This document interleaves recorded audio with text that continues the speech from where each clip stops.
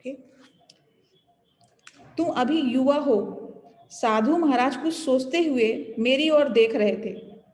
भारत भी युवा है। प्राचीन ऋषियों ने आध्यात्मिक जीवन शैली के अमिट आदर्श स्थापित किए थे। उनके महान उपदेश आज के समय और देश के लिए पर्याप्त है।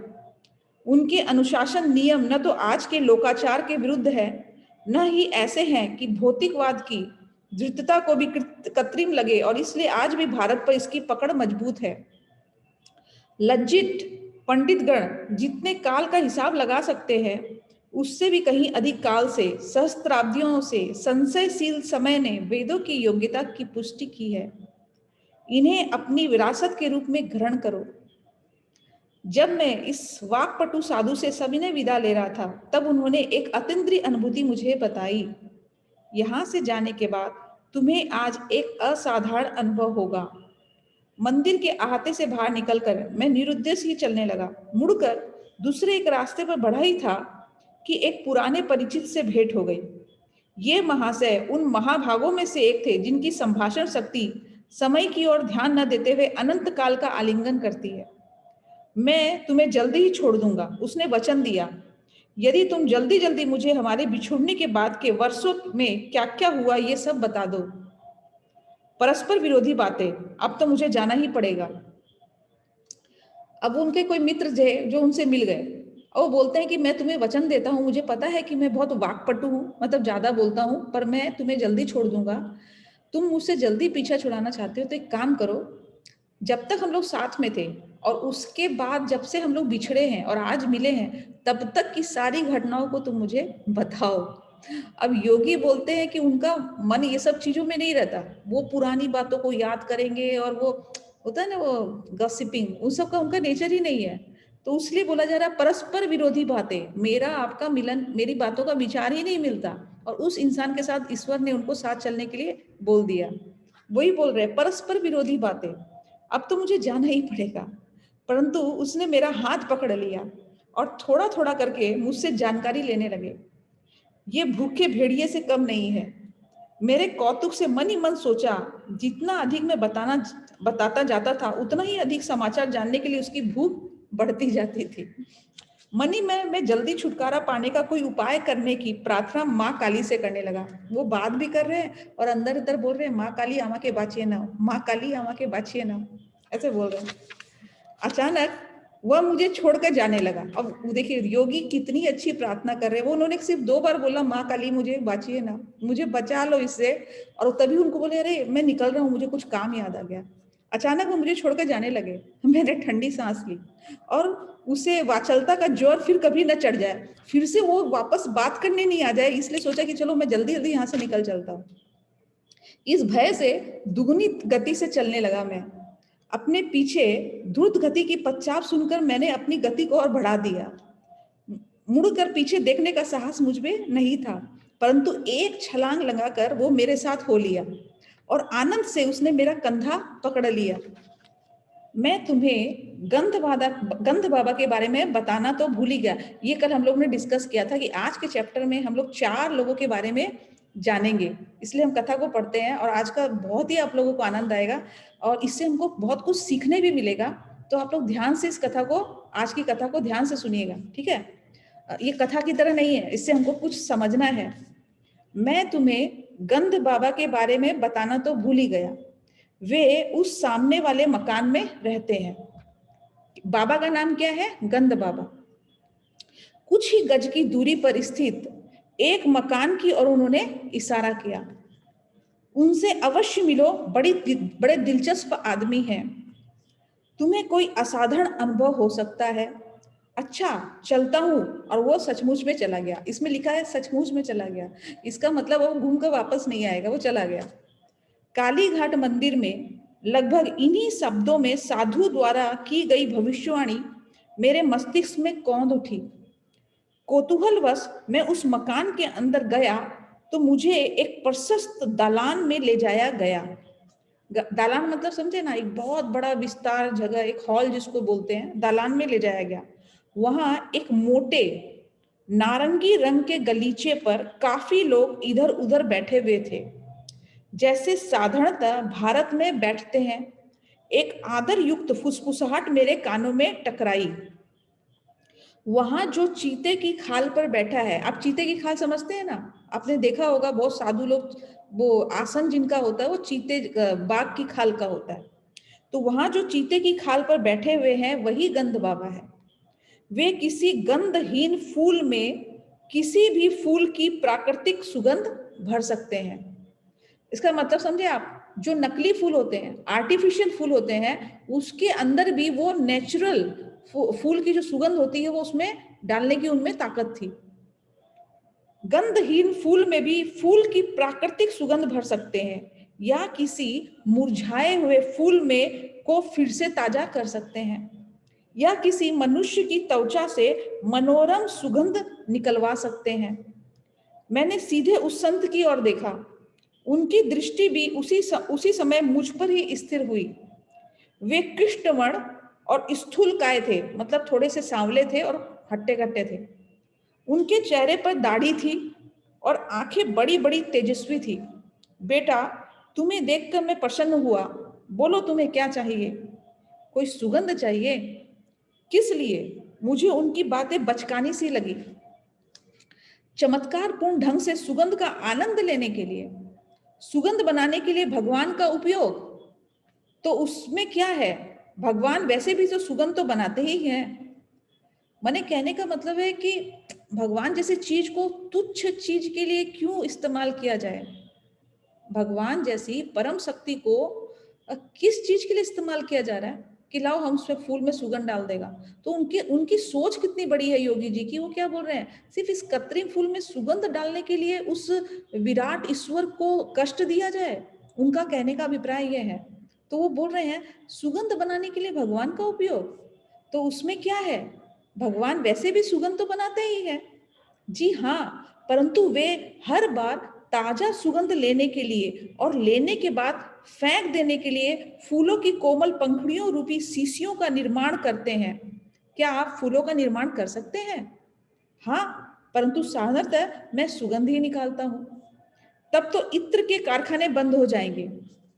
मेरी ओर से उन्हें अपना धंधा करते रहने की अनुमति है। मेरा अपना उद्देश्य तो केवल ईश्वर की शक्ति दिखाना है। महाराज, क्या ईश्वर की शक्ति का प्रमाण देना आवश्यक है? क्या वे सकल विश्व में सर्वत्र अपने चमत्कार नहीं कर रहे हैं?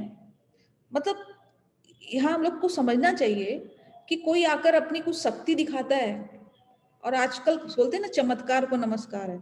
कोई अपनी शक्ति दिखाता है तब हमको यकीन होता है, अरे भाई ये सब कुछ है, ये इतना चमत्कार दिखा रहा है, तब हम कोई शक्ति जैसी चीज पर यकीन करते हैं। बट क्या हम देख नहीं सकते ये जितना सब कुछ है, ये सृष्टि अपने आप में चमत्कार है। सबसे बड़ा चमत्कार तो हम ऑटोमेटिक सांस ले रहे हैं, सांस छोड़ रहे हैं, खाना अपने अंदर जा रहा है, ऑटोमेटिक निकल रहा है। हम अपने आप में चमत्कार है। लेकिन क्या है कि हम आसपास अपने चमत्कार को महत्व नहीं देते, और आसपास में कोई चमत्कार कर देता है तो सोचते हैं वाह ये चमत्कार बहुत बड़ा चमत्कार है कि नहीं? महाराज, क्या ईश्वर की शक्ति का प्रमाण देना आवश्यक है? क्या वे सकल विश्व में सर्वत्र अपना चमत्कार नहीं कर रहे हैं? कर रहे हैं, परंतु उनकी अनंत सृजनात्मक विविधता में से कुछ तो सृजनात्मक हमें भी प्रकट करना चाहिए। यह सिद्धि प्राप्त करने में आपको कितना समय लग गया? 12 वर्ष। देवी शक्ति से केवल सुगंध बनाने के लिए? हे महात्मा, मुझे तो लगता है कि आपने 12 वर्ष व्यर्थ गवा दिए उन सुगंधों के लिए जिन्हें आप किसी भी फूल वाले की दुकान में कुछ ही रुपयों में प्राप्त कर सकते थे। फूलों की सुगंध उनके साथ ही चली जाती है, मृत्यु के साथ भी सुगंध चली जाती है। मैं किसी ऐसे सुगंध की कामना क्यों करूं जो केवल शरीर को सुख देती है? दार्शनिक महाशय, अब कोई इस तरह की बात करेगा तो क्या बोलेगा? वो भी एक बच्चा स्वरूप इंसान ऐसी बात कर रहा है, तो वो गंध बाबा क्या बोल रहे हैं योगी जी को? दार्शनिक महाशय, तुमने मेरे मन को प्रसन्न कर दिया, अब अपना दाहिना हाथ आगे बढ़ाओ। उन्होंने आशीर्वाद मुद्रा में अपना हाथ उठाया, जैसे उन्होंने ऐसे उठाया, हाथ उठाया। मैं गंध बाबा से कई गज दूर था। कोई अन्य व्यक्ति भी मेरे इतने निकट नहीं था कि मेरा शरीर का स्पर्श कर सके। मैंने अपना हाथ आगे बढ़ाया जिसे योगी ने छुआ तक नहीं था। कौन सी सुगंध चाहिए? गुलाब? तथास्तु। मेरे आश्चर्य का ठिकाना नहीं रहा जब मेरी हथेली के मध्य से गुलाब की मधुर सुगंध तीव्रता के साथ निकलने लग गई। मैंने मुस्कुराते हुए पास ही की एक फूलदानी से एक गंधहीन श्वेत पुष्प निकाल लिया। क्या इस गंधहीन फूल में चमेली की सुगंध भरी जा सकती है? तथास्तु। तत्क्षण उस फूल से चमेली की सुगंध उठी। मैंने चमत्कारी संत का धन्यवाद किया और उसके एक शिष्य के पास जाकर बैठ गया। उस शिष्य ने मुझे बताया कि गंध बाबा ने, जिनका नाम स्वामी विशुद्धानंद था, तिब्बत के एक योगी से अनेक आश्चर्यजनक सिद्धियां प्राप्त कर ली थी। उसने मुझे यह भी बताया कि उस तिब्बती योगी की आयु 1000 वर्ष से अधिक थी। उस महान गुरु के शिष्य गंध बाबा हमेशा ही केवल साधारण उच्चारण से सुगंध निर्माण नहीं करते, जैसा तुमने अभी देखा है। शिष्य के बोलने में मैं अपने गुरु के प्रति गर्व प्रकट था। व्यक्ति के स्वभाव के अनुसार वे भिन्न भिन्न पद्धतियां अपनाते हैं। बाबा असामान्य है। कोलकाता के अनेक पढ़े लिखे लोग उनके शिष्य हैं। वो गंध बाबा के एक शिष्य से, वो शिष्य अपने गंध बाबा की तारीफ में एक पूरा क्या बोलते हैं, एक कलाम उन्होंने पढ़ दिया कि अगर ये हम लोग पर भी है कि जो हमारा फेवरेट होता है ना, जो हमको पसंद आने लग जाता है, या हमारे अगर अपने गुरु है तो फिर हम किसी और की तारीफ सुनना नहीं चाहते, हम अपने ही गुरु की तारीफ के पुल बांधते हैं। तो वैसे ही उनको गंध बाबा उनके गुरु थे, तो उन्होंने गंध बाबा की तारीफ में पुल बांध दिए। मैंने मन ही मन निश्चय किया कि मैं उन शिष्यों की संख्या में अपने को जोड़कर उस संख्या की और अधिक वृद्धि नहीं करूंगा। गुरु का अंचरस असामान्य होना मेरे मन को अनुकूल नहीं था। विनम्रता से गंध बाबा का अभिवादन कर मैं वहां से निकल पड़ा। घूमते घूमते घर जाते हुए मैं उस दिन की 3 विविधतापूर्ण घटनाओं के विषय में सोच रहा था। मैंने जैसे ही घर के द्वार से अंदर प्रवेश किया, मेरी बहन उमा सामने ही खड़ी थी। क्या बात है, आजकल तुम इत्र के बड़े शौकीन बनते जा रहे हो? बिना कुछ बोले मैंने अपना हाथ बढ़ाकर उसे सूंघने का इशारा किया। कितनी मोहक गुलाब की सुगंध, और ये असाधारण रूप से तीव्र भी है। यह सोचते हुए कि यह तीव्र रूप से असाधारण है, मैंने चुपचाप देवी रूप से सुगंधित किया गया फूल उसकी नाक के नीचे रख दिया। ओह चमेली, मुझे बहुत पसंद है। उसने फूल छीन लिया। जिस फूल के विषय में उसे अच्छी तरह ज्ञात था कि वह गंधहीन होता है, उसी फूल में से चमेली की सुगंध आते देखकर जैसे जैसे वह उसे सूंघती जाती थी, वैसे वैसे उसके चेहरे पर विनोदी लगने वाले भ्रम के भाव प्रकट होते जाते थे। उसकी इस प्रतिक्रिया ने मेरे मन में रहा सा संदेह भी मिटा दिया कि हो सकता है गंध बाबा ने मुझ पर आत्म सम्मोहन का प्रयोग किया हो, जिससे केवल मैं ही सुगंध का अनुभव कर सकूं। अच्छा, ये कभी कभी ऐसा होता है कि कोई चीज ऐसी होती है कि किसी को सम्मोहित करने के लिए वो सिर्फ उसी को सम्मोहित कर पाती है, सामने वाला से नहीं, जिससे कनेक्शन हुआ है। तो उनको ये लगा था कि जो फूल में सुगंध आई है, ये जो मेरे हाथ में गुलाब की खुशबू है, ये सिर्फ मुझे ही सुनाई पड़ेगी, सुगंध आएगी और किसी को नहीं आएगी। बट उनकी जब बहन को भी आई तो उनको समझ में आया कि उन्होंने सचमुच में इस तरह की वो सुगंध को निकाल सकते हैं। ये सिर्फ मेरे लिए नहीं है, सम्मोहित करने के लिए नहीं है, इसमें कोई भी इसको सुन सकता है। बाद में मुझे अपने एक मित्र अलकानंद से पता चला कि गंध बाबा के पास ऐसी शक्ति भी थी जो यदि संसार के करोड़ों पीड़ितों के पास होती तो उसकी समस्या हल हो जाती। वर्धमान में गंध बाबा के घर में उस समय सैकड़ों लोगों में मैं भी उपस्थित था। अलकानंद ने मुझे बताया, एक उत्सव था। योगी वर की ख्याति थी कि वे शून्य में से कुछ भी उत्पन्न कर सकते हैं। ठीक है, अभी हम 1 मिनट के लिए यहाँ रुकते हैं। शून्य का क्या मतलब हुआ? वो शून्य के अंदर से कुछ भी प्रकट कर सकते हैं। तो अब हम यहाँ बैठे हैं, हमारे से ऊपर में नीचे पाताल लोक है, ऊपर में कौन सा लोक है? ऊपर में आकाश, और उसके बाहर में कितना बड़ा अंदर ही अंदर डेप्थ में कितने सारे लोग हैं, उसमें से अंतराल में जो सबसे है वहां शून्य लोक है। तो वो वहां से कुछ भी चीज लाकर प्रकट कर सकते थे, हाथ में कुछ भी सामान ले आते थे। उसी बारे में बताया जा रहा है कि एक उत्सव था योगीवर की ख्याति थी कि शून्य से कुछ भी उत्पन्न कर सकते थे, इसलिए मैंने हंसते हुए संतरे उत्पन्न करने का अनुरोध किया। संतरे मतलब ऑरेंज, संतरा अनुरोध किया। वह संतरों का मौसम नहीं था। तत्क्षण ही केले के पत्तों पर जो पूरियां परोसी गई थी वे सब फूल उठी। मतलब वो खाने वहां पर डाले जा रहे थे, तो जो पूड़ियां थी वो अपने आप फूल उठी और हर पूड़ी की पपड़ी के भीतर एक एक छीला हुआ संतरा आ गया था। मैंने कुछ सहमे सहमे मन से अपना संतरा खाना शुरू किया, परंतु वो बड़ा ही स्वादिष्ट था। कई वर्षों बाद आत्म साक्षात्कार के बल से मैं गंध बाबा के चमत्कारे के रहस्य को जान गया और बहुत सालों की तपस्या करते करते करते योगी जी को समझ में आ गया कि मैंने काफी साल पहले जब सोची कि वो बात तक निकल गए गंध बाबा से आगे तक, जब वो तपस्या कर चुके थे तो उनको समझ में आया कि ये सब संभव कैसे होता था। खैर, इस बात का ये है कि यह विधि विश्व के मानव झुंडों की पहुंच से बाहर है। मानव को शब्द, स्पर्श, रूप, रस, गंध की जो विविध इंद्रिया अनुभूतियां होती है वे इलेक्ट्रॉन्स और प्रोटॉन्स के स्पंदनात्मक विविधता के कारण होती है। उनके स्पंदनों को पंच प्राण नियंत्रित करते हैं। अब इसमें जो वर्णन किया गया है, मानव को शब्द, शब्द किसका गुण है? आकाश का। स्पर्श किसका है? वायु का। रस किसका हो गया? रस हो गया पानी का। जो जल है हम लोगों का, जल को हम जीभ में डालते हैं तो हमें रस की अनुभूति होती है। रूप है आंखों से, जब हमें अग्नि दिखाई देती है। और गंध है नाक का, भूमि से गंध निकलती है। तो पंच तत्व जो है ये हमारी इंद्रियों के इस तरह से विषय से जुड़े हुए हैं कि विविध इंद्रियानुभूतियां होती है जो इलेक्ट्रॉन्स और प्रोटॉन्स की स्पंदनात्मक विविधता के कारण होती है। उनके स्पंदनों को पंच प्राण नियंत्रित करते हैं।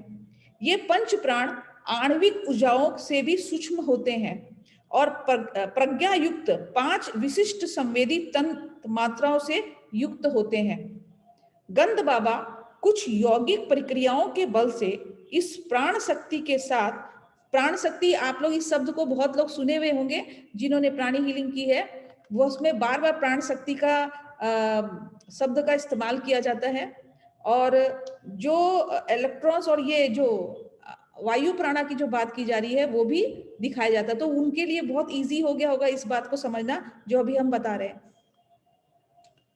उनके गंध, फल और अन्य चमत्कार केवल सम्मोहन द्वारा उत्पन्न आंतरिक संवेदन नहीं होते, बल्कि लौकिक स्पंदनों के वास्तव में मृत रूप होते हैं। सम्मोहन विद्या को डॉक्टरों द्वारा छोटी छोटी शल्य क्रियाओं में उन लोगों का प्रयुक्त किया जाता है जिनके लिए बेहोशी की दवाएं खतरनाक हो सकती है। अब कभी कभी किसी के अगर ऑपरेशन किया जाता है, सीजर वगैरह किया जाता है, तो उनको एनेस्थीसिया नहीं दिया जाता क्योंकि उनके जान को खतरा हो सकता है, वो उसका इफेक्ट ले नहीं सकते। तो अगर उनको सुलाया नहीं जाएगा तो वो ऑपरेशन अगर होगा, चीड़-फाड़ की जाएगी शरीर की, तो उन्हें बहुत तकलीफ होगी। इतने दर्द में कौन करवाएगा? तो ऐसे लोगों को कभी-कभी सम्मोहन चिकित्सा के द्वारा सुलाकर उनकी चीड़-फाड़ की जाती है। वही बात का जिक्र किया जा रहा है, जिनके लिए बेहोशी की दवाई खतरनाक हो सकती है, परंतु जिन पर बार-बार सम्मोहन का प्रयोग किया जाता है, उनके लिए हानिकारक होता है। इसका हानिकारक मनोवैज्ञानिक परिणाम कालांतर में मस्तिष्क की कोशिकाओं की रचना में गड़बड़ उत्पन्न कर देता है। सम्मोहन दूसरे की चेतना के क्षेत्र में अनधिकार प्रवेश है और इसको गलत भी बताया गया है। अनेक अस्थायी आभासों में और ईश्वर अनुभूति संपन्न पुरुषों द्वारा किए गए चमत्कारों में कोई समानता नहीं है। ईश्वर में जागृत हुए सच्चे संत नित्य सृजन करने वाले उस विराट स्वप्न दृष्टा के साथ अपनी इच्छा को मिलाकर इस स्वप्न सृष्टि में परिवर्तन करते हैं। गंध बाबा जैसे चमत्कारों का प्रदर्शन करते थे, वैसे चमत्कार दिखाने से लोग आकर्षित तो होते हैं, परंतु आध्यात्मिक दृष्टि से उनका कोई लाभ नहीं होता है। ये बिल्कुल सच बात है कि अगर हम किसी ऐसे बाबा या किसी चमत्कारी इंसान से मिलते हैं जो इतना सब कुछ चमत्कार दिखा देता है, और बहुत लोग क्या होता है उनके चमत्कार से मंत्रमुग्ध होकर उनको गुरु बना लेते हैं, बट ये चमत्कार से उनका स्पिरिचुअल ग्रोथ क्या होगा, उनका आध्यात्मिक ज्ञान उससे क्या मिलेगा? उनको क्या समझ में आएगा कि मेरे को जीवन में क्या करना चाहिए, क्या नहीं करना चाहिए, मेरे आत्मा को कैसे शांति प्रदान होगी। वो चमत्कारों को देखकर तो शांति प्रदान नहीं होगी, वो तो कुछ समय के लिए है, वो तो मन को संतोष देने के लिए या बोल सकते हैं तुच्छ खुशी के लिए है। तो इस तरह के बाबा से क्या हो सकता है, आध्यात्मिक दृष्टि से इसका कोई लाभ नहीं है। मनोरंजन के, हाँ इसको मनोरंजन बोल सकते हैं, मनोरंजन के अतिरिक्त उनका कोई प्रयोजन ही नहीं होता। अतः ईश्वर की यथार्थ खोज से ये साधक को प्रच्युत कर देते हैं। अब ये बहुत समझने की लायक, कि हमारे अंदर ये इच्छा है कि हमें कुछ कोई ऐसा मिल जाए जो हमारे मन को शांति दे दे, हमें कोई ऐसा मिल जाए जो हमें बता दे कि ईश्वर तक पहुंचने का रास्ता क्या है, और हमें किस तरह से हम ईश्वर से मिल सकेंगे। और इसी बीच में कुछ ऐसे साधुओं की झोली आ जाए, झुंड आ जाए, जो अपना चमत्कार दिखाकर आपको अपनी तरफ आकर्षित कर ले, और हमारा जो जाने का जो डेस्टिनेशन है वो बीच रास्ते में रुक जाएगा। हमको, बल्कि ये हमको आगे जाने वाले रास्ते से भी पथभ्रष्ट कर देते हैं इस तरह के योगी लोग। मेढक भी पानी में आराम से रह सकता है, पर अबू सईद ने सौम्यता से उपहास करते हुए कहा था। चील असाधारण शक्तियों के आडंबरपूर्ण प्रदर्शनों की सिद्ध जनों ने निंदा की है। फारस के संत अबू सईद ने जल, हवा और अंतरिक्ष पर अपनी चमत्कारी शक्तियों की सत्ता का अभिमान करने वाले कुछ फकीरों का उपहास किया था। मेढक भी पानी में आराम से रह सकता है, अबू सईद ने सौम्यता से उपहास करते हुए कहा था। चील, कोए आसानी से हवा में उड़ सकते हैं। शैतान पूर्व में भी है और पश्चिम में भी है। सच्चा मनुष्य वह है जो समाज में सदाचार का पालन करता हुआ रहता है और क्रय विक्रय करते हुए भी कभी एक क्षण के लिए भी ईश्वर को नहीं भूलता है। एक अन्य अवसर पर इस महान फारसी संत ने धार्मिक जीवन के विषय में अपना मत इस प्रकार व्यक्त किया था। अपने दिमाग में जो कुछ है उसे निकाल देना, हाथ में जो कुछ है उसका मुक्त रूप से दान करना, आपत्तियों के आघात से कभी भी विचलित नहीं होना। तो इससे हमें 3 शिक्षा अभी मिल चुकी है। क्या 3 शिक्षा मिली है? अपने दिमाग में कुछ भी है उसे निकाल देना, कोई भी चीज को पकड़ कर नहीं बैठना है, जो भी कुछ हमको कैरी नहीं करने लायक चीज है उसको हमें निकाल देना चाहिए। हाथ में जो कुछ है उसका मुक्त रूप से दान करना, कोई भी चीज को पकड़ कर नहीं बैठना, हाथों से भी वो हमें दान करना चाहिए। और आपत्तियों के आघात से, जब हमारे पर विकट परिस्थिति आती है, मुश्किल की घड़ी आती है, तो कभी भी विचलित नहीं होना चाहिए। ये संत के द्वारा लिखी गई वाणी है, तो इसमें हमको इसको अमल करना चाहिए। न तो कालीघाट के निष्पर्श महात्मा और न तिब्बत से प्रशिक्षित योगी ही मेरी गुरु प्राप्ति की तीव्र इच्छा को संतुष्ट कर सके। किसी का आध्यात्मिक स्वर पहचानने में मेरे हृदय को शिक्षित करने की आवश्यकता नहीं थी। जब भी किसी सचमुच उदात्त व्यक्तित्व का सामना होता था, तब वह धन्य धन्य कर उठता है। यह धन्य धन्य और भी गूंजने वाली होती, क्योंकि वह कभी कभार ही, और वह भी अंतरंतम गहराइयों से उठती। अंततः जब अपने गुरु से मेरा साक्षात्कार हुआ, तब उन्होंने केवल उदाहरण की अत्युच्चता के द्वारा ही मुझे सच्चे पुरुष का परिमाण सिखाया। चैप्टर नंबर 6, बाघ स्वामी। मैंने बाघ स्वामी का पता खोज निकाला है, चलो कल उनका दर्शन किया जाए। अब पहला चैप्टर हमने सुगंध बाबा के बारे में पढ़ लिया। इस सुगंध बाबा से हमें ये शिक्षा मिलती है कि कभी भी कोई आपको कोई चमत्कार दिखाकर अपने और खींचने की कोशिश करे, या वहीं से, तो आप सोचिएगा कि ये इसमें कुछ नहीं है, वो आपके आगे वाले रास्ते के लिए सिर्फ एक हर्डल है, रुकावट है। तो इस तरह के ढोंगियों के चक्कर में हमें नहीं फंसना है।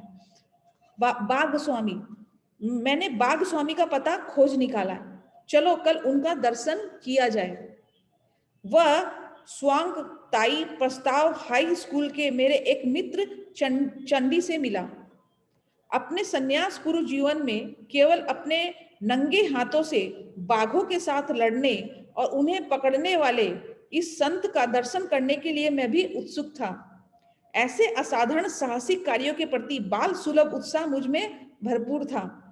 दूसरे दिन प्रातःकाल बहुत ठंड पड़ रही थी, पर मैं चंडी के साथ अत्यंत उत्साह और स्फूर्ति के साथ चल पड़ा।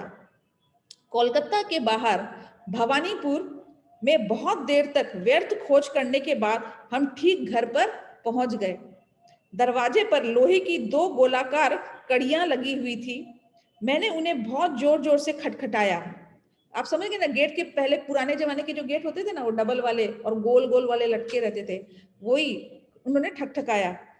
दरवाजे पर लोहे की 2 गोलाकार कड़ियां लगी थी। मैंने जोर से खटखटाया।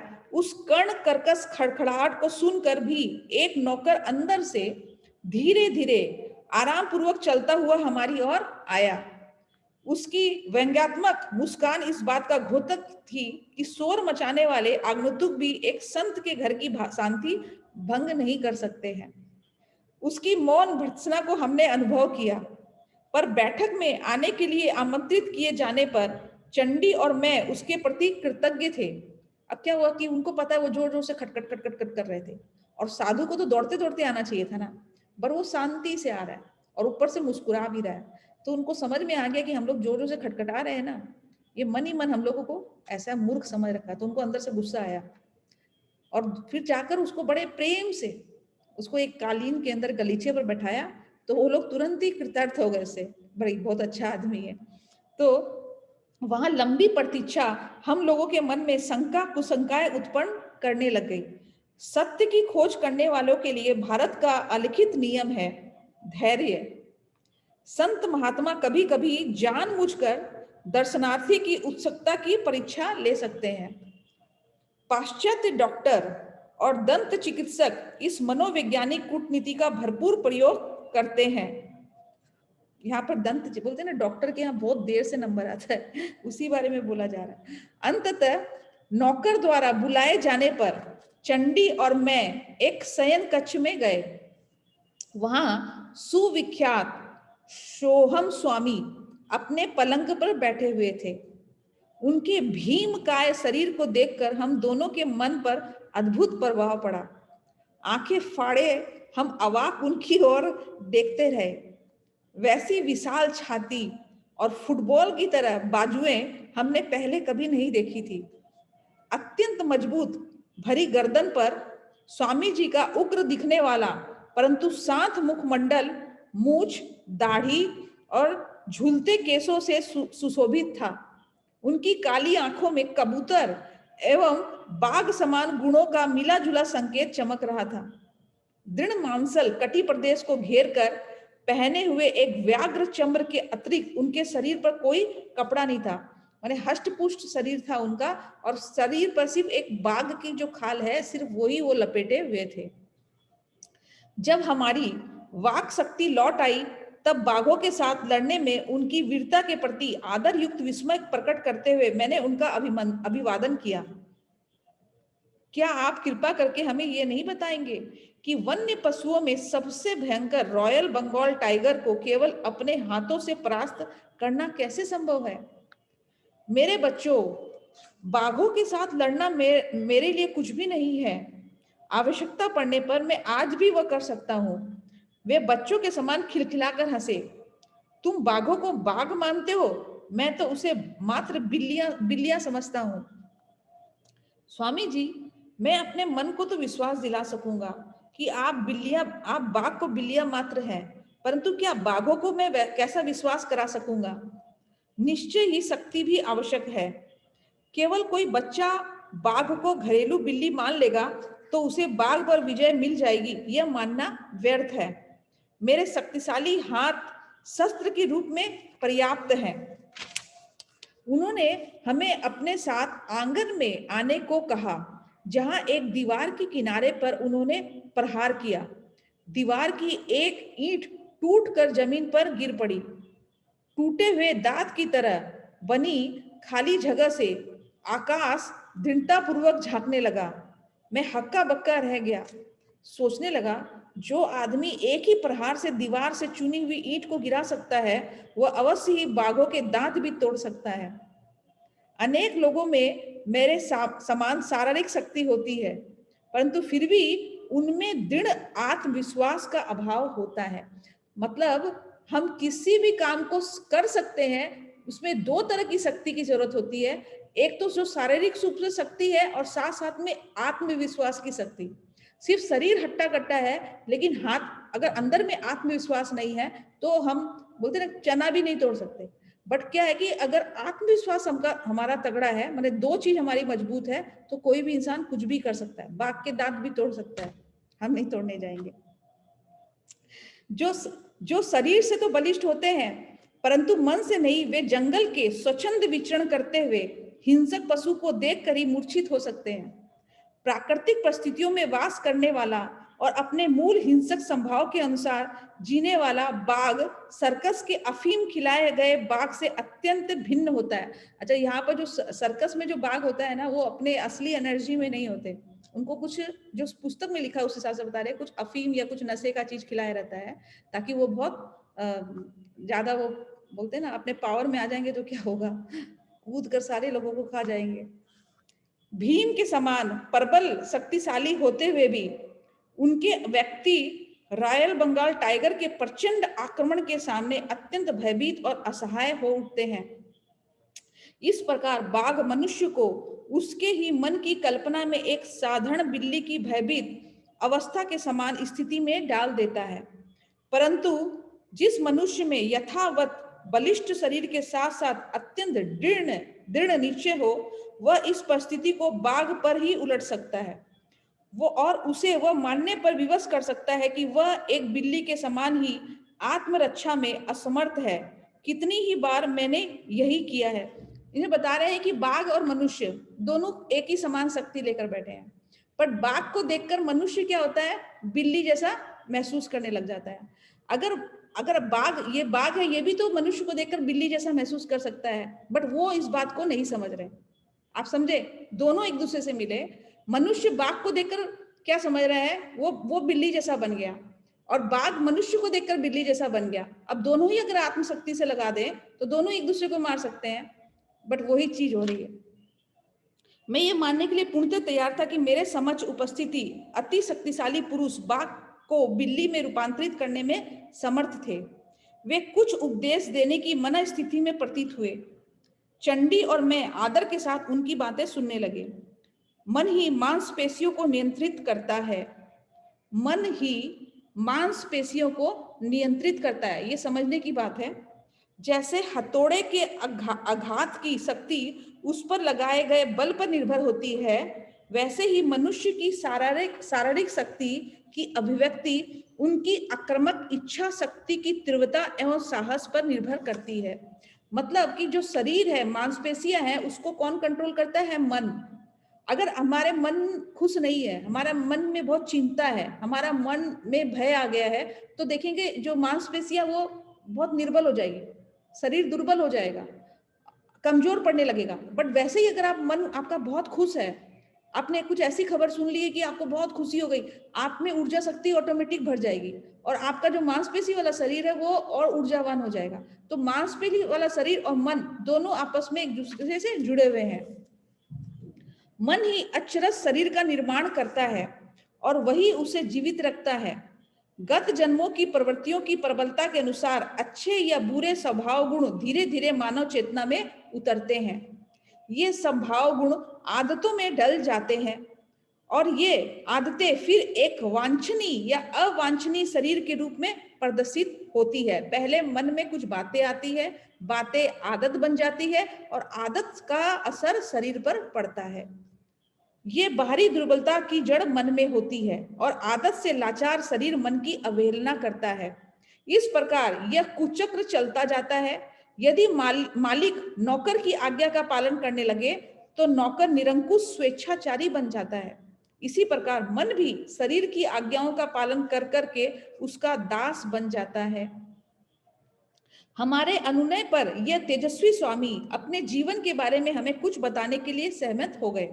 बचपन से ही बाघों से लड़ने की महत्वाकांक्षा मेरे मन में थी। मेरी इच्छा शक्तिशाली थी, परंतु देह दुर्बल था। मेरे मुंह से आश्चर्य उद्गार फूट पड़ा। यह अविश्वसनीय लगता है कि पृथ्वी का भार उठाने के योग्य कंधे वाले इस मनुष्य का दुर्बलता के साथ दूर दूर से भी कभी भी कोई परिचय रहा हो। स्वास्थ्य और शक्ति के चिंतन में अदम्य दृढ़ता द्वारा ही मैंने इस बाधा को दूर करने में सफलता प्राप्त की है। इस प्रभावशाली मानसिक, अगर आप किसी के घर में भी कोई ऐसा इंसान है जो बहुत दुर्बल है, जो कितना भी खाना खा ले वो दुर्बल है, उसको ये लाइन को इस कथा को ध्यान से सुनना चाहिए।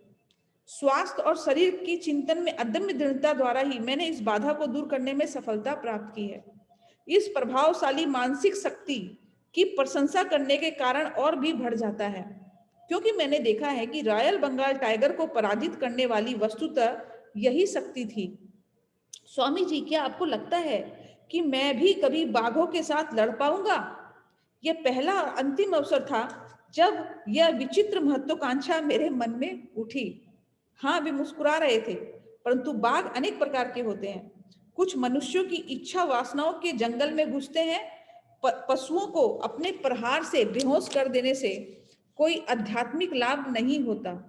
उससे अच्छा यह है कि अपने अंतर में घूमते हुए बाघों को पराजित किया जाए। मतलब एक बाहर में भी बाघ है, एक हमारे अंदर भी बाघ है। बाहर के बाघ को मारकर क्या होगा? अपने अंदर के बाघ को मारने की चेष्टा करो। स्वामी जी, क्या आप हमें बताएंगे कि आप हिंसक बाघों को वश में करते करते हिंसक वासनाओं को वश में कैसे करने लग गए? बाघ स्वामी मौन हो गए। अतीत के दृश्यों को निहारने का प्रयास करती हुई उनकी दृष्टि सुदूर कहीं चली गई। मैंने भाप लिया कि उनके मन में मेरे अनुरोध को स्वीकार करे या न करे, इस पर थोड़ी उथल पुथल चल रही है। अंत में मन ही मन स्वीकार करके वे मुस्कुरा उठे। जब मैंने मेरी कृति चरम बिंदु पर पहुंच गई, तब मुझे गर्व का नशा चढ़ गया था। अब ये अपनी कथा बता रहे हैं। मैंने तय किया था कि मैं न केवल बाघों से लड़ूंगा, बल्कि लोगों के सामने उसके विविध कर्तव्य भी दिखाऊंगा। मेरी महत्वाकांक्षा ये बन गई कि मैं हिंसक पशुओं को पालतू जानवरों की तरह बर्ताव करने पर विवश कर दूंगा। मैं सार्वजनिक रूप से अपने कर्तव्य दिखाने लगा और उसमें मिलने वाली सफलता से मुझे खुशी भी होने लगी। एक दिन शाम को मेरे पिताजी अत्यंत चिंतातुर मन स्थिति में मेरे कमरे में आए। बेटा, मैं तुम्हें सावधान करने आया हूं। कर्म की चलती चक्की से उत्पन्न होकर आने वाले अमंगलों से मैं तुम्हें बचाना चाहता हूं। क्या आप भाग्यवादी हैं पिताजी? अंधविश्वासी से क्या मेरी गतिविधियों के शक्तिशाली प्रवाह को अवरुद्ध होने देना चाहते हैं? मैं भाग्यवादी नहीं हूं बेटा, परंतु पवित्र शास्त्रों में कहे गए प्रतिफल के नियम में मेरा विश्वास है। जंगल परिवार में तुम्हारे विरुद्ध आक्रोश व्याप्त है।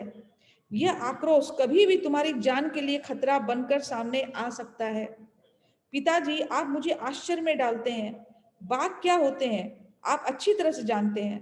सुदूर परंतु निर्दयी, कौन जाने मेरे प्रहार उनके ठोस बुद्धि में शायद कुछ उदारता के विचार भर सके। उन्हें सभ्य शिष्टाचार सिखाने के लिए ही मैं जंगल विद्यालय का प्राध्यापक बना हूं। पिताजी, कृपया आप मुझे बाघों को पालने वाला बाघ पालक माने, बाघ हत्यारा नहीं। मेरे ये सत्य कर्म मेरा अनिष्ट कैसे कर सकते हैं? मैं आपसे प्रार्थना करता हूं कि आप मुझे अपने जीवन का मार्ग बदलने की आज्ञा न दें।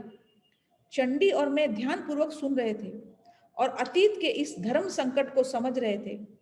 भारत में कोई संतान अपने माता पिता की इच्छाओं का अनादर नहीं करती। बाघ स्वामी आगे कहते गए। निर्विकार मौन में पिताजी ने मेरा स्पष्टीकरण सुना। तदुपरांत उन्होंने गंभीरता पूर्वक एक रहस्य उद्घाटन किया। बेटा, तुम मुझे एक संत की अमंगल सूचक भविष्यवाणी दोहराने पर विवश कर रहे हो। कल जब मैं बरामदे में बैठकर नित्य की भांति अपना ध्यान कर रहा था, तब वे मेरे पास आए। मित्रवर, मैं आपके युद्ध प्रिय बेटे के लिए संदेश लेकर आया हूं। उनसे कहिए कि वो अपनी बर्बर गतिविधियां बंद कर दे, अन्यथा बाघ के साथ उसकी अगली लड़ाई में सॉरी सॉरी बाघ के साथ उसकी अगली लड़ाई में उसे अनेक दुस्साध्य घाव होंगे, जिससे 6 महीनों तक वह मरणासन अवस्था में पड़ा रहेगा। तब वह अपना पुराना मार्ग छोड़कर सन्यासी बन जाएगा। इस कहानी का मुझ पर कोई प्रभाव नहीं पड़ा। माने बाघ बाबा के पिताजी थे, उन्होंने पहले ही आकर को संदेश दे दिया था कि तुम ये जो बाघों को मारते रहते हो ना, ये करना बंद कर दो, क्योंकि मुझे एक साधु ने भविष्यवाणी दी है कि तुम्हें कुछ ऐसा होगा कि जिससे बाघ तुम पर आक्रमण कर सकता है। बट ये पिता की बात का उन पर कोई प्रभाव नहीं पड़ा। इस कहानी का मुझ पर कोई प्रभाव नहीं पड़ा। मैंने यही माना कि पिताजी किसी भ्रांति ग्रसित कट्टरवादी की भ्रांति का शिकार हो गए हैं। यह कहते हुए बाघ स्वामी के हाव भाव इतने अधीर और ऐसे थे मानो अपनी मूर्खता पर उन्हें क्रोध आ रहा हो। काफी देर तक वे गंभीर मुद्रा में मौन बैठे रहे, जैसे वहां हमारी उपस्थिति का उन्हें कोई भान न हो। फिर उन्होंने अकस्मात ही अपनी कहानी आगे शुरू की। इस बार उनकी आवाज में नरमी आ गई थी। पिताजी की चेतावनी के कुछ ही दिन बाद मैं राजधानी कूच बिहार गया। प्राकृतिक सौंदर्य से भरा यह प्रदेश मेरे लिए नया था और मैं सुखप्रद परिवर्तन की आशा कर रहा था, जैसे हर जगह सदा ही होता था। यहाँ भी सड़कों पर मेरे पीछे पीछे उत्सुक लोगों की भीड़ चलती रहती थी। उनकी फुसफुसाहट के कुछ अंश कभी कभी मुझे सुनाई पड़ते थे। यह वही आदमी है जो जंगली बाघों के साथ लड़ता है। उसके वे पैर है या पेड़ के तने? उनका चेहरा तो देखो, यह स्वयं बाघों के राजा का अवतार मालूम होता है। तुम तो जानते ही हो गांव के नटखट छोकरे किस प्रकार ताजा समाचार पत्र का काम करते हैं और किस गति से महिलाओं की मौखिक जन सूचना प्रणाली इस घर से उस घर समाचार पहुंचाती है। या महिलाओं के बारे में टोन कसा जा रहा है, बोला जा रहा है कि महिलाओं को यदि कोई बात बोल दी जाए तो तुरंत वो टेलीग्राम का काम करती है, हर जगह पहुंचा देती है। उसी बारे में बोला जा रहा है। कुछ ही घंटों में मेरी वहां उपस्थिति के से सारे शहर में खलबली मच गई। संध्या के समय मैं चुपचाप आराम कर रहा था। घोड़ों की टापू की ध्वनि सुनाई दी। मैं जिस घर पे रुका था उसी के सामने आकर एक ध्वनि रुक गई। लंबे कद के पगड़ीधारी पुलिस सिपाहियों का एक दल अंदर घुस गया। मैं अवाक रह गया। मैंने सोचा इस पुलिस वालों के लिए कुछ भी संभव है। कहीं वो मेरे लिए पूर्णतः अगम्य किसी बात पर मेरी खिंचाई करने तो नहीं आए। परंतु उन्होंने अपने सामान्य व्यवहार के विपरीत अत्यंत विनय के साथ मेरा अभिवादन किया।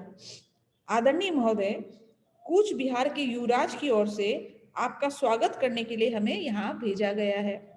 उन्होंने कल प्रातः आपको अपने राज प्रासाद में पधारने का आमंत्रण भेजा है। मैं थोड़ी देर तक इस पर सोचता रहा। किसी अज्ञात कारण से अपनी इस शांत यात्रा में उपस्थित हुए इस विघ्न से तीव्र उद्वेग की भावना से मेरे मन में उठ रही थी। परंतु पुलिस वालों की विनयशीलता ने मेरे हृदय को छू लिया। मैंने निमंत्रण स्वीकार किया। दूसरे दिन जिस दासोचित विनम्रता और खुशामत के साथ मुझे अपने द्वार से चार घोड़े जूते हुए शाही कोच तक ले जाया गया, उसे देखकर मैं चकित रह गया। एक सेवक तीव्र धूप से मुझे बचाने के लिए एक अलंकृत छाता मेरे ऊपर रख पकड़े खड़ा था। नगर और उसके बाहर के वन क्षेत्र में वे सुखद कोच सवारी करते हुए मुझे बड़ा मजा आ रहा था। युवराज स्वयं मेरा स्वागत करने के लिए राजप्रासाद के सिंह द्वार पर उपस्थित थे। अपने स्वर्ण खचित आसन पर उन्होंने मुझे बैठाया और मुस्कुराते हुए स्वयं उससे कम साज सज्जा युक्त एक आसन पर बैठ गए। यह सब विनम्र सेवा निश्चय ही मुझ पर कोई मुसीबत लाने वाली है। बढ़ते हुए आश्चर्य के साथ मैं सोच रहा था। इधर उधर की थोड़ी बातें करने के बाद युवराज का उद्देश्य प्रकट हो ही गया। मेरे नगर में अफवाह फैली हुई है कि आप केवल अपने नंगे हाथों से जंगली बाघों के साथ लड़ सकते हैं। क्या यह सच है? जी बिल्कुल सच है। हमें इस पर विश्वास नहीं होता। आप शहरी लोगों के पॉलिश किए हुए चावल पर पले कोलकाता के बंगाली हैं। कृपया सच सच बताइए, क्या आप केवल निर्बल अफीम खिलाए गए बाघों से ही नहीं लड़ते रहे हैं? उनका स्वर ऊंचा और व्यंग्य भरा था। उनके बोलने के ढंग में उनके प्रांत की शैली की झलक थी। उनके इस अपमानजनक प्रश्न का उत्तर देना मैंने आवश्यक नहीं समझा। वो राजा जो है, राजा कुछ बिहार के जो युवराज थे, उनको शक हो रहा था कि आप क्या सचमुच में अफीम खाए हुए बाघों को मारते हो क्या? या क्योंकि बंगाल का जो चावल है उसमें पॉलिश किया हुआ, बोलते हैं ना पॉलिश किया हुआ सामान है, उसमें इतनी ताकत कहाँ से आ गई कि जो आप बाघों को मार दोगे? वो उन पर ताना कस रहे हैं। हम हाल ही में पकड़े गए अपने बाघ राजा बेगम के साथ लड़ने की आपको चुनौती देते हैं। जिस बात का डर था वो हो गया।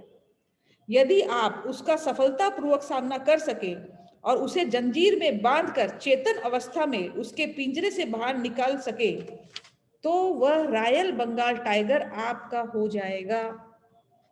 इसके अतिरिक्त सहस्त्रावधि रुपए एवं अन्य कई उपहार भी आपको मिलेंगे। और यदि आपने उससे लड़ना अस्वीकार कर दिया तो हम अपने पूरे राज्य में आपको पाखंडी घोषित कर देंगे। उसके उद्धृत शब्द गोलियों की बौछार के समान मुझे लग गए। मैंने गुस्से से उसकी शर्त स्वीकार कर ली। उत्तेजना में आसन से आधे उठ खड़े हुए युवराज निष्ठुर मुस्कान के साथ वापस बैठ गए।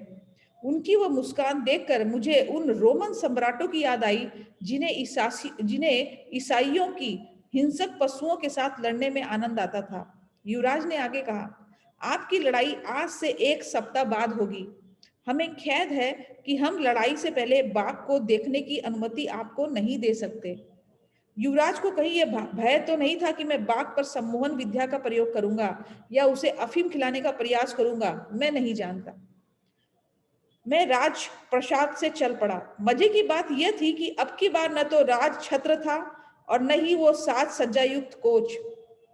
अगले सप्ताह भर में आगामी अग्नि परीक्षा के लिए अपने मन और शरीर दोनों को विधिवत तैयार करता रहा। अपने नौकर द्वारा मुझे विलक्षण कहानियां सुनने को मिल रही थी। पिताजी के पास संत ने जो भीषण भविष्यवाणी की थी वह किसी प्रकार लोगों में फैल गई और फैलते फैलते बढ़ती गई। अनेक भोले भाले ग्रामीणों का विश्वास था कि एक दुष्ट आत्मा ने देवताओं के शाप के कारण बाघ का जन्म लिया था, जो रात को विभिन्न आसुरी रूप धारण करती है परंतु दिन में फिर से बाघ बनकर रहती है। लोगों का अनुमान यह वही आसुरी बाघ है जिसने मेरा गर्भ हनन करने के लिए भेजा गया है। एक अन्य कल्पना यह थी कि बाघों की अपनी देवता से की गई प्रार्थनाओं का उत्तर राजा बेगम के रूप में आ गया है। समग्र व्याघ्र जाति के लिए इतना मान हानिकारक ठहरे इस दुष्ट दोपाय को मुझे दंडित करने के लिए उसे नियत किया गया है। एक लोम दंत विहीन मानव नख दंत युक्त शक्तिशाली पाद युक्त बाघ को चुनौती देने का दुस्साहस करे। लोग ये भी कह रहे थे कि सभी अवमानित बाघों के द्वेष ने मिलकर इतना जोर पकड़ लिया है कि बाघों का मान मर्दन करने वाले इस अभिमानी पुरुष का पतन करने के लिए वह जोर अब सूक्ष्म नियमों को कार्यान्वित कर रहा है। मेरे नौकर ने मुझे आकर बताया कि युवराज स्वयं मानव और पशु के बीच होने वाले इस द्वंद्व के व्यवस्थापन का कार्यभार संभाल रहे थे। उन्होंने स्वयं अपनी देखरेख में हजारों लोगों के बैठने योग्य एक ऐसे विशाल तंबू का निर्माण कराया जो आंधी तूफान में भी सुरक्षित खड़ा रह सके। उस तंबू के मध्य में लोहे के एक विशाल पिंजरे में राजा बेगम को रखा गया था। इस पिंजरे के बाहर सुरक्षा का एक और घेरा था। राजा बेगम निरंतर खून जमा देने वाली भयंकर गजनाएं करता जा रहा था। उसकी क्षुधाग्नि और क्रोधाग्नि दोनों की भड़काने के लिए बहुत कम खाना दिया जा रहा था। शायद युवराज को आशा थी कि मैं उसका पुरस्कार स्वरूप भोजन बनूंगा। डंका बजा बजा कर नगर और आसपास के इलाके में इस अद्वितीय द्वंद्व की जो घोषणा की जा रही थी उसे सुनकर लोगों ने भारी संख्या में उत्सुकता पूर्वक टिकटें खरीदी। द्वंद्व के दिन सीटों की कमी के कारण सैकड़ों लोगों को लौटा दिया गया। कई लोग तंबू की दरारों में से अंदर घुस आए या गैलरी के बीच जहां भी जगह मिली वहीं खड़े हो गए। जैसे जैसे बाघ स्वामी की कथा चरम सीमा की ओर बढ़ रही थी वैसे वैसे मेरी उत्तेजना भी बढ़ती गई। चंडी भी मंत्रमुग्ध होकर अवाक बैठा था। राजा बेगम की कान फाड़ देने वाली गर्जनाओं के और भयभीत दर्शकों के कोलाहल के बीच मैंने शांत मन से तंबू में प्रवेश किया। लंगोट के अतिरिक्त मेरे शरीर पर कोई कपड़ा नहीं था। मैंने सुरक्षात्मक घेरे के दरवाजे का कुंडा सरकाकर उसे खोला और अंदर जाकर अपने पीछे शांत मन से दरवाजे को बंद कर लिया। बाघ को रक्त की गंध लग गई। उछलकर धड़ाम से लोहे की छड़ों में टकराने की ध्वनि के साथ उसने मेरा भीषण स्वागत किया। करुण उद्गार भय से दर्शकों पे सन्नाटा छा गया। उस अति उग्र बाघ के सामने मैं निरह मेमना लग रहा था। पलक झपकते ही मैं उसके पिंजरे में घुस गया, परंतु जैसे ही मैंने दरवाजा बंद किया राजा बेगम उछलकर सीधा मेरे ऊपर आ गया। मेरा दाहिना हाथ बुरी तरह छत विछत हो गया। बाघ के लिए परम स्वादिष्ट मानव रक्त की प्रचंड धाराएं गिरने लगी। संत की भविष्यवाणी सत्य होने के आसार नजर आने लगे। इस प्रकार की गंभीर चोट मुझे जीवन में पहली बार आई थी, पर मैं तुरंत उससे संभल गया। रक्त रंजित अंगुलियों को लंगोट में घुसाकर मैंने उन्हें छिपा लिया और बाईं हाथ से एक हड्डी तोड़ प्रहार बाघ पर किया।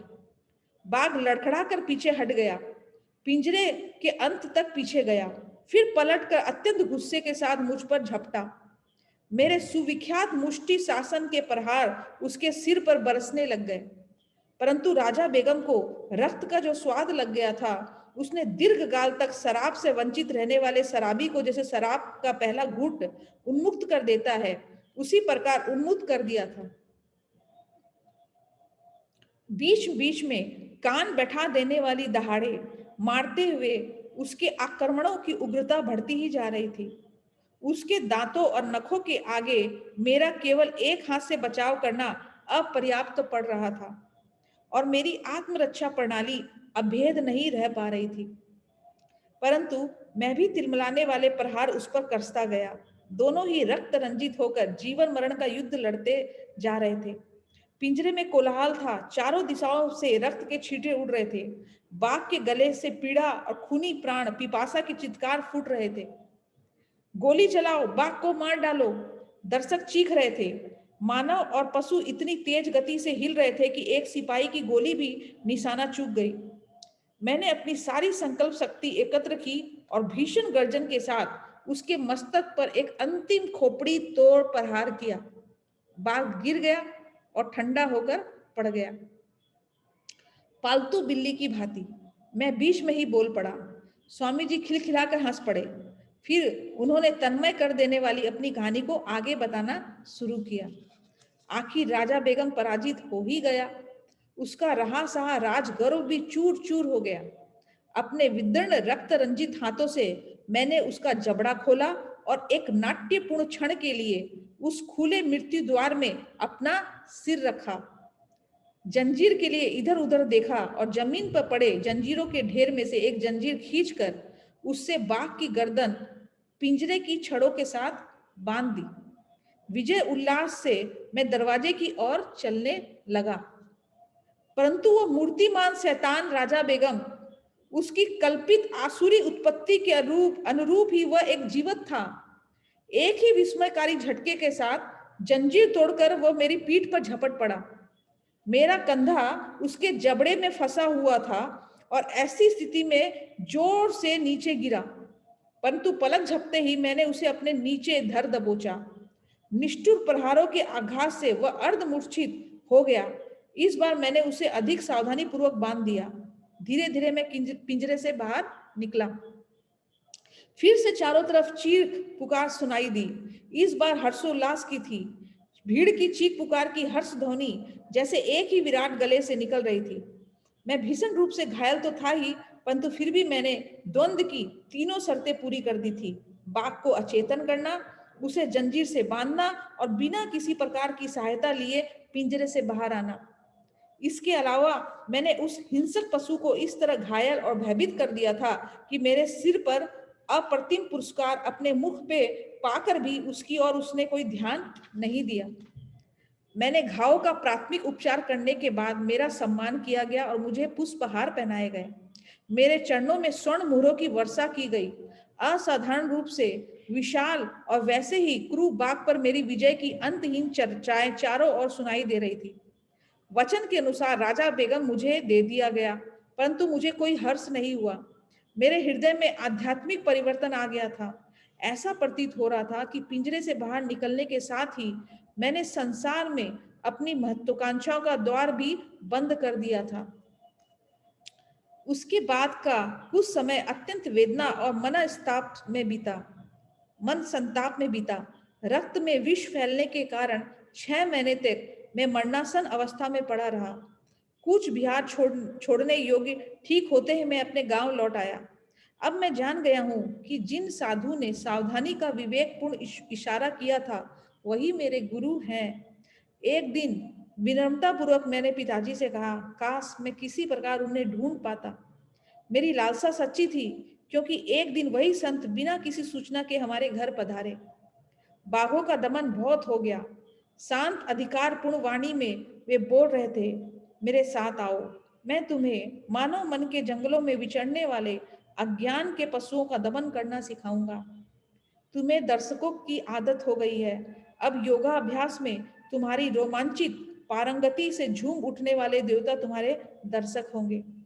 मेरे गुरु ने मुझे आध्यात्मिक मार्ग की दीक्षा दी। मेरी आत्मा के दीर्घ काल तक अप्रयुक्त रहने से मोर्चा लगे, खोलने में कठिन द्वार उन्होंने खोल दिए। शीघ्र ही एक दूसरे का हाथ थामे मेरी साधना के लिए हम दोनों हिमालय की ओर चल पड़े। अपने तूफानी जीवन की एक झलक हमें दिखाने के लिए कृतज्ञ होकर चंडी और मैंने स्वामी जी के चरणों में प्रणाम किया। मुझे और मेरे मित्र को लगा कि बैठक में उपेक्षा की गई लंबी प्रतीक्षा का हमें भरपूर प्रतिफल मिला है।